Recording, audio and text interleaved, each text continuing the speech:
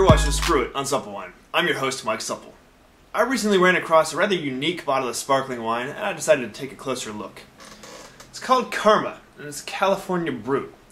Now, this bottle, yes, this is a bottle of sparkling wine. It's 187 milliliters. What that means is that it's a quarter the size of the bottle of regular wine. Regular bottle of champagne, you get 6 glasses out of it. A quarter of that, you get a glass and a half. See on there, California Brut. Brut is a term you might see on a lot of different sparkling wines and champagnes. And it refers to the amount of sugar that's left in the bottle of wine. So if you see the word Brut on a bottle of wine out there, generally it's going to mean that it's got a little bit of sugar in it, so you might be able to taste it, but it's not so much that you should describe the wine as sweet. So what is Karma? What are they doing here? Obviously it's a rather interesting bottle. If you note, a standard champagne flute, rather similar in shape and in size. That's no accident. By having that wider top, it should let the wine breathe so I can smell what's going on in that wine. Now, the point of the narrow bottle, and the reason they have narrow flutes, is if you ever poured sparkling wine into a standard wine glass or one of those wide celebration toast glasses, you may have noticed that the bubbles disappear incredibly quickly. The larger the surface area, the faster the bubbles dissipate out of the wine. So by keeping it in a narrow bottle like this, the bubbles will last longer. Now, why would that matter if you're going to be pouring it into a flute and drinking it from that anyway? Well, that's kind of where they're going with this.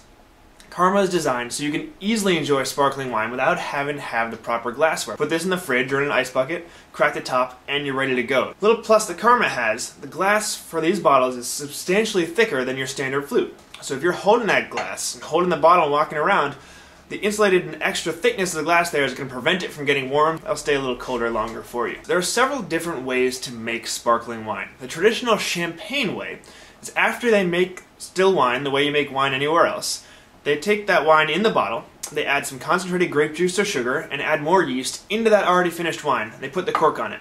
Now that yeast and the sugar in there will react, the yeast will turn the sugar into alcohol, and it creates carbon dioxide. Since the bottle is closed, that carbon dioxide is trapped in the bottle and results in natural bubbles. And because of Karma's unique packaging, they can't necessarily do this particular process. So it says on the back here, it's California carbonated wine. They've gone with the injection method, which you may be very familiar with when it comes to drinking soda. After they finish the wine, they just injected CO2 into that and bottle it. So you still have the bubbles in there, which we'll see as soon as I crack it. And it comes just from injecting the CO2. Big differences between these methods. Generally with the injection method like this, you're going to have larger bubbles than you would with the traditional champagne method. And the bubbles tend to disappear faster with the injection method as opposed to traditional champagne method. This particular wine is made of a blend of the two grapes Chenin Blanc and French Colombard. Now, Chenin Blanc is really popular in the region of France called the Loire. It does make high-quality sparkling wine, and the reason of that is because Chenin Blanc has naturally high acidity. High acid is great in sparkling wine, because when you drink sparkling wine, you like having that crisp, refreshing feeling when you're done. It's really something that motivates your palate and gets things going. That's why it's great to get your appetite going before food. So high acid is great. So Chenin Blanc should also add nice floral aromatics, some nice light fruits, and some just really good aromas to the wine. The second grape in there, the French Colombard, is a fairly neutral grape. It doesn't have a lot of flavor or a lot of aromas, but it is also naturally high in acid. So it gives some body to this, and it should also keep that acid high and make this a nice, fresh bottle of sparkling wine. All that being said, I think it's time to give it a test and see what it's all about. So, yeah, pretty easy to crack open, like a little bottle of jelly or something like that.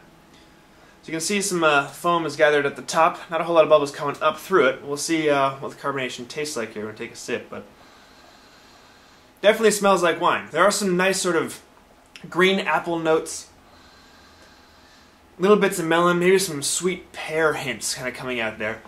But let's see what it tastes like. That's obviously more important.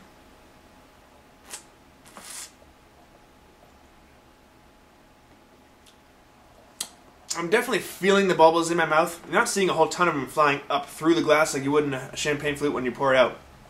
But the bubbles are definitely present in my mouth. They're actually fairly small and creamy. It seems it's more of a lighter mousse, something you'd expect from a champagne rather than a heavy soda like a Coke or something like that.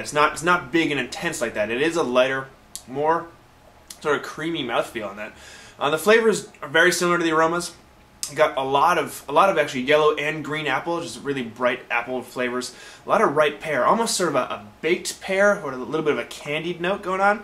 And I'm guessing that's from the Brut. It's that touch of sugar definitely is coming in with the fruit, and just making it taste a little riper. So even though there is some sugar in there, the acid keeps it clean. It does finish really crisp and pretty light. Of course, What it tastes like and smells like is only part of the equation. You want to know what it costs. The suggested retail price for this is $6.99. For a single serving bottle of sparkling wine, that's a pretty good price. So if what you need after a hard day of work or anything else is just a glass or two of bubbly wine, but you don't feel like knocking back an entire bottle, you might just need a little more karma in your life. But if you start to extrapolate that out, you realize $6.99 times 4 to get a full bottle, that's $28. For $28, you can get some really impressive sparkling wines. So if you're talking about sitting down and drinking a whole bottle of wine with some friends, you probably don't want to necessarily go this route. You'll get higher quality for less money by getting a bottle. But remember, if you start seeing guys in multicolored dreads in the back of riverboats, you might want to knock off. I think you've had a little too much karma.